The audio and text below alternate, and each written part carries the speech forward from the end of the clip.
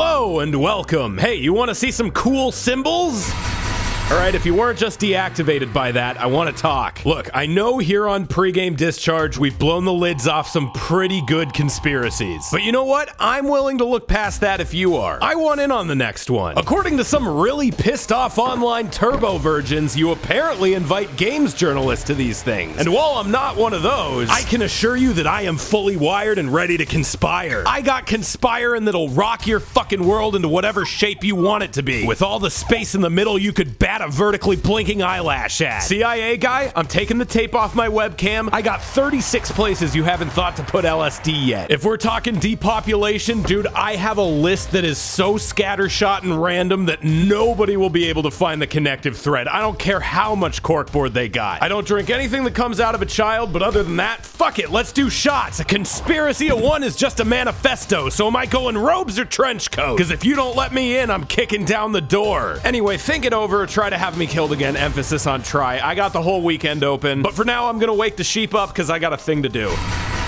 I'm Lyle Rath, and this is Pregame Discharge, the only video game show that started just now. That's weird. I think I forgot to do an intro on this one. I strongly regret to inform you that this really was the month of League of Legends. Coming, of course, off the massive success of Arcane, which is a production so deliciously expensive that I genuinely think it could not exist if it weren't also serving double duty as a giant commercial. Riot is understandably hitting the ground running while they can, with a bunch of new League of Legends games that aren't League of Legends, which is one of the better things to not be. Two of them already straight up came out. Ruined King, which is a turn-based RPG in the League of Legends universe that we've known about for a while, and a runner-style rhythm game called Hextech Mayhem, where you play as Ziggs, which was announced and dropped on the same day. They also showed off an action platformer where you play as Echo called Conva/Urgence, and a game about Nunu, everyone's favorite character Nunu. Did you know he has a magic flute? I didn't, but now we both do. They also showed off the League of Legends fighting game, Project L, which I don't think they were originally gonna show. This one seems like it's still a while out. And they also announced the second season of the show. I think they just wanted to spit up as much as they could while their mouth was still full of freshly juiced victory milk. I can't really blame them. Just like you can't really blame me for that description. There was nothing I could do about it. Pinocchio Dark Souls got a trailer and it actually looks sick as fuck. Okay, hold on. I know how jarring that must have sounded if you haven't been following this. The game is called Lies of P, and it is actually based on Pinocchio. As far as I can tell, there are no, like, nose-growing mechanics or anything. I don't even know if the character you play as is supposed to be Pinocchio, or if Pinocchio's like a Mega Man X kind of deal, where Pinocchio's like the Mark I. You know, in hindsight, I don't know why I thought this would be less weird if I started explaining it. Elden Ring got a big ol' network test, which means there's a lot of new footage and info about Elden Ring. I intentionally didn't watch too much of it. I just kind of got the info I needed to do my job. But here are the big takeaways from it. It basically is just a big open world game with Dark Souls combat mechanics. The multiplayer works in a very similar way with the item and the summoning and the passwords maybe to play with your friends. But you don't have to be in the exact same spot anymore. You can still do it that way, but there are more general sort of summon areas spread around. And there aren't as many weird rules around like fog walls and bosses like there used to be. You can't get invaded in single player anymore unless you use a specific item to invite it, but in multiplayer, it's still all bets are off. They can invade you whenever they want. If you're not doing multiplayer, you have a ghost horse that you can summon at will. You can also fight when you're on the horse's back, including using magic. Speaking of, general consensus is that magic is a lot better in this game than it usually is in Souls games, and because it's an open world, jumping is a little bit more of a thing. Also, bosses can just kind of show up in the overworld and rock your shit and fuck your dad and throw you around. I'm excited for it. It seems like a good time. The Uncanny Head got an announcement trailer. This type of virtual human interactive face performance can only be executed with real-time software from Ziva Dynamics. I, for one, will never submit to the Uncanny Head, but you can if you want to. Halo Infinite just kind of fucking came out kinda. I mean, it'll be about out by the time this episode is up anyway, but they just sort of slapped out the multiplayer a few weeks ago without telling anybody. Probably because the new Call of Duty is apparently kinda shit, even by Call of Duty standards. standards, and Battlefield is currently broken to the point of being borderline unplayable, they most likely just said, fuck it, we got something that at least works. Let's take over the Shoot Boy Big Man table. The game is still technically in beta and hasn't been totally without controversy. They've already had to apologize for their season pass progression system like twice, and campaign co-op and Forge just got delayed again, but people seem to be relatively happy about it. And hey, they're making a Halo TV show on Paramount Plus,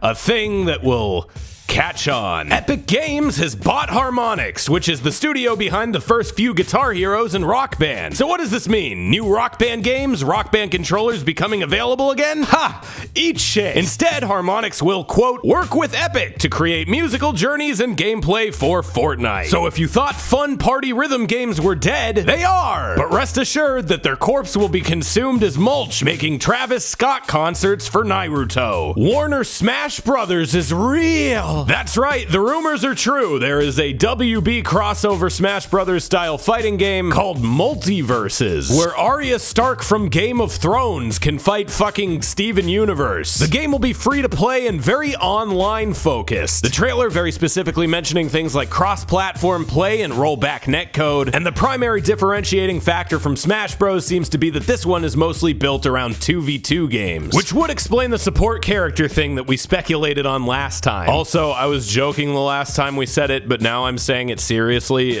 Shaggy is Ultra Instinct Shaggy. Sea of Thieves is getting a big ol' update for Season 5. The update will feature gameplay additions like fireworks, flares, rowboats with cannons on them, and the ability to bury your own treasure. It'll also have a bunch of cosmetic, aesthetic, and quality of life stuff. Your boat is filled with rats now, and here's why that's a good thing. The Steam Deck has been delayed. Now don't scream, it's just by a couple of months, but if you bought it as a Christmas present or something, then the gift of waiting will be under the tree this year for some lucky gamer. Yakuza 8 is in development. It'll continue the story of Yakuza Like a Dragon, which ended up shockingly being one of my favorite things I've played this year, so presumably it'll star that game's protagonist, Ichiban, and it'll be turn-based like the last one too, but if you're more a fan of the classic Yakuza style, then rest assured that you will be getting more Judgment in the future. There is a game series called Judgment that's basically classic Yakuza, but I just want you to know that's not what I meant. I meant you're weird. There's going to be an asymmetrical multiplayer game based on Dragon Ball Z where one player is Cell and the other players are Dragon Ball regular ass dudes, and you have to run away or he vores you with his long butthole that stretches out of the giant green dick that comes out of his back. This was a show for children. No wonder I am the way I am. Mechanically, it seems most similar to something like Dead by Daylight where you can't really hurt Cell, but you can stun him and you have to run and hide and presumably do some kind of objectives. It's also been compared to Evolve because Cell